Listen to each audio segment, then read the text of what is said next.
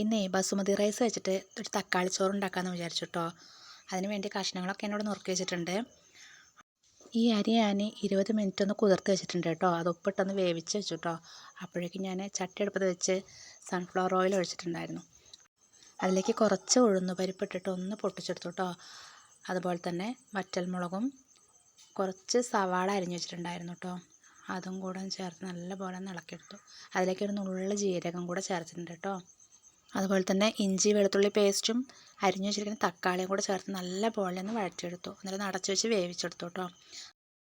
തക്കാളിയൊക്കെ നല്ലപോലെ ഒന്ന് വേവിച്ചെടുത്ത ശേഷം അതിലേക്ക് ആവശ്യത്തിന് മഞ്ഞൾപ്പൊടി, കുറച്ച് മുളക് പൊടി, ഉപ്പ്, കുറച്ച് ഗരം മസാലപ്പൊടിയും കൂടെ ഇട്ട് നല്ലപോലെ ഒന്ന് ഇളക്കിയെടുത്ത് അടച്ചു വെച്ചു കേട്ടോ. അതിനുശേഷം നമ്മളിതിലേക്ക് നെയ്യാണ് കേട്ടോ ചേർക്കാൻ പോണത്. നെയ്യ് നല്ലപോലെ ഒന്ന് ഒഴിച്ചിട്ട് നല്ലപോലെ ഒന്ന് ഇളക്കിയെടുത്തു കേട്ടോ.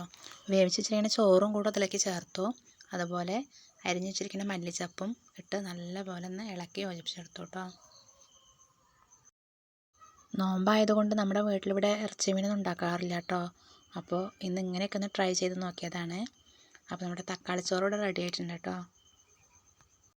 ഇതിൻ്റെ കൂടെ കഴിക്കാൻ പപ്പടം ഉണ്ടാക്കിയിട്ടുണ്ട്. അതുപോലെ തന്നെ സലാഡും കൂടെ ഉണ്ടാക്കിയിട്ടുണ്ട് കേട്ടോ. അപ്പോൾ എന്നത്തെയും പോലെ ഞാൻ തന്നെയാണ് കേട്ടോ ഫസ്റ്റ് ട്രൈ ചെയ്തത്. ചൂടോടെ കഴിക്കുമ്പോൾ നല്ല രസമുണ്ടായിരുന്നു കേട്ടോ അത്. അപ്പോൾ ഇന്നത്തെ രാത്രിത്തെ വിശേഷം ഇത്രയൊക്കെയാണ് കേട്ടോ. വീഡിയോ ഇഷ്ടപ്പെട്ട എല്ലാവരും ഒന്ന് സബ്സ്ക്രൈബ് ചെയ്ത് സഹായിക്കാൻ മറക്കരുതേ. അതുപോലെ തന്നെ കമൻ്റ് ഇടാനും ലൈക്ക് ചെയ്യാനും ഷെയർ ചെയ്യാനൊന്നും മറക്കരുതേ. അങ്ങനെ കഴിച്ച് ഞാൻ എൻ്റെ പാത്രത്തിലുള്ള ഫുള്ള് കാലിയാക്കിയിട്ടുണ്ട് കേട്ടോ.